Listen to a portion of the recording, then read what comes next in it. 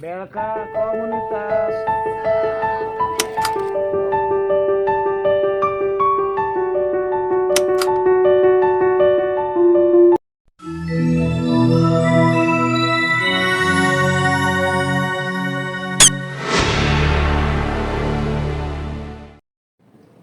Latar belakang BLK kita kan BLK Komunitas merupakan bantuan dari pemerintah, terutama dari Kemnaker.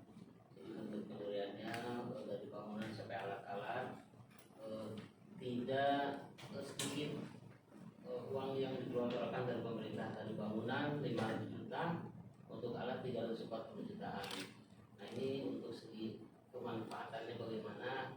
Jadi kalau tidak berjalan dan berkelanjutan, mungkin kita juga di warning nih dari Kemnaker, karena pemberian fasilitas ini kan untuk mendekatkan fasilitas pemerintah, di mana daerah-daerah yang terpencil ataupun di kita di Majalengka tidak ada balai latihan milik pemerintah. Jadi kalau kita mau berlatih kemana nih, harus ke Bandung kan ada BLK yang di Bandung, di mana kan terlalu jauh. Jadi tujuannya diberikan ke lembaga non pemerintah, dalam arti di sini adalah lembaga swasta yaitu yayasan. Alhamdulillah kita sudah terpilih, diberikan kepercayaan untuk mengelola BLK yang nilainya tidak kecil. Jadi untuk memperluas akses pelatihan kerja bagi masyarakat sekitar. Jadi bagaimana kita memanfaatkan ini, karena masyarakat sekitar yang ingin berlatih masih ujung-ujung harus ke Bandung atau ke Cirebon, kemana kan. Ini adalah salah satu program yang sangat dahsyat. Jadi tujuannya itu untuk mencetak tenaga kerja yang kompeten, bisa bersaing di dunia usaha. Kemarin pas dari industri kan yang diinginkan oleh industri hanya sekedar skillnya tidak kompeten sebenarnya. Jadi hanya bisa menjahit, terampil, skillnya hanya bisa menjahit dengan speed yang cepat dan rapi, itu aja yang diperlukan. Tapi kan untuk dari Kemnaker, jadi sengaja untuk mencetak tenaga kerja yang kompeten dari semua jurusan, gitu. Termasuk kita yang desain modul dan tekstil. Nah, untuk anggaran yang disupport oleh pemerintah, kita mendapat 2 tahun. Mungkin 1 tahun lagi ke depan kita insya Allah masih dapat anggaran yang gratis. Selanjutnya untuk pelatihan akan dilaksanakan berbayar, karena kita tidak disupport lagi, sehingga mungkin harus kita juga harus mandiri dan harus produktif. Kalau tidak produktif, kita bagaimana? Hanya pelatihan, tok, sudah selesai, nggak ada kelanjutannya, kan sayang gitu, ilmu yang sudah didapatkan, terus biaya yang sudah dikeluarkan. Kita tujuan sampai harus ke arah ke produktif. Jadi masing-masing individu atau masing-masing talent yang sudah dilatih di sini diberdayakan dan dimaksimalkan, harus bisa produksi barang. Sebagai pengetahuan, daftar BLK di Indonesia dari 2017 sampai 2001 itu ada 2.912, sampai 2022 itu ditambah lagi 800-an, sehingga sekitar 3.700-an. Kita alhamdulillah kan termasuk BLK prioritas lah, setelah masuk 125 BLK dari total keseluruhan yang dipilih menjadi BLK terbaik.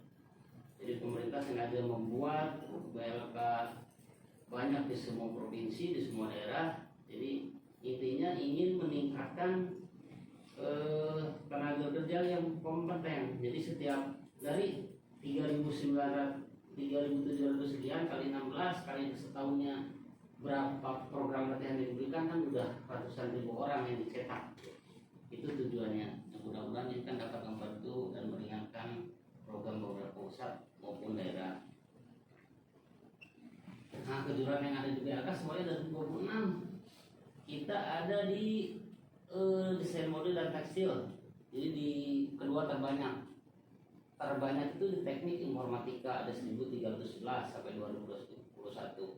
Kenapa mereka mengambil banyak teknik kita yaitu teknik komputer, karena kebanyakan pesantren itu butuh prasarana untuk pelatihan santrinya, karena mereka melatih hanya di sekitaran santri. Terus kalau di kita kan untuk melatih teknik informatika minimal kan harus lulusannya dari SMA atau yang sudah mengetahui masalah IT, sehingga menjelaskannya akan tidak terlalu susah. Banyak dan tekstil, ya itu tadi alahnya, karena dunia industri yang berkembang di Majalengka banyaklah berdiri pabrik aparel atau yang berhubungan dengan menjahit.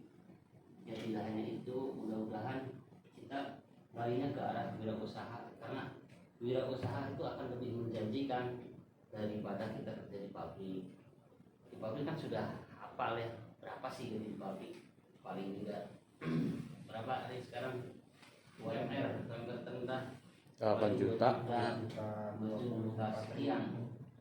Tapi kalau kita bisa berwirausaha, bisa produksi barang, terus kita dikolaborasikan dengan masalah marketingnya bagaimana, insya Allah kita juga siap mendukung dari pihak PLK. Maka kita bareng-bareng untuk bisa menciptakan iklim ke arah produktif. Semuanya ada 26, yang di Majalengka itu semuanya ada 16 tambah 2 ada 18 BLKK. Di antaranya ada kejuruan menjahit itu ada 4 BLKK, selebihnya otomotif 1 kalau nggak salah, terus pengolahan hasil pertanian 1, sisanya itu PIK. Kita ada di desain modul dan tekstil. Itulah gambaran BLKK yang ada di Indonesia. Ada di binaan Bandung ya. Mudah-mudahan kita kemarin termasuk di kategori BLKK tipe, kalau nggak salah masih tipe C ya Pak ya. Ya, karena produktivitas kita kan belum banyak, terus pelatihan kita baru 2 kali. Kalau dibandingkan dengan BLK yang lain kan sudah ada yang setahun itu 8 kali, bahkan ada yang pernah 16 kali dalam 2 tahun, kan udah banyak. Kita baru mendapatkan 16 kali itu 32 lulusan. Jadi belum bisa dikategorikan BLKK tipe B atau A. Selanjutnya sedikit gambaran BLK yang lain. Nah ini dia success story dari BLK Anuliah Kejuruan Las. Ini adanya di mana, di daerah Jawa ini, termasuk Banyuwangi ya. Mereka udah mendapat 2 tahun pertama 2019 dapat 2 paket pelatihan seperti kita ini. Tahun keduanya 2 paket, tahun ketiganya 3 paket. Berarti mereka udah dapat 6 kali pelatihan gratis dari pemerintah. Terus perkembangannya, kembang dan kerjasama dengan pemerintah daerah, terus bisa kerjasama dengan perguruan tinggi yang lain. Mereka membuat produk, membuat pagar, membuat kursi.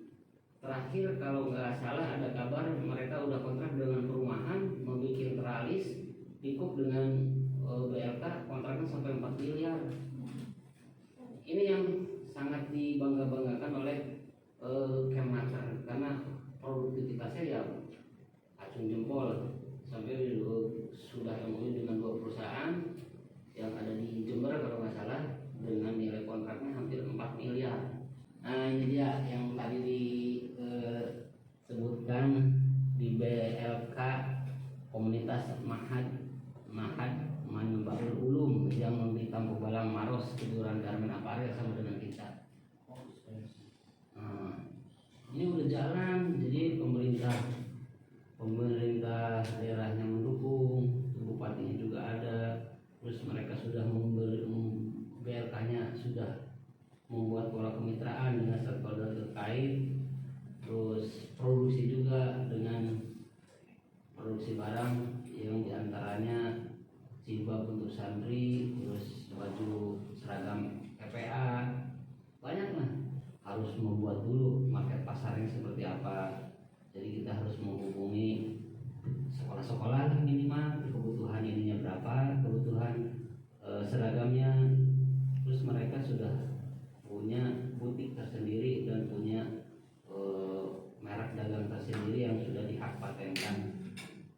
Ini yang paling maju nih, PLK Komunitas Manfaat Ulum yang ada di Maros, Sulawesi.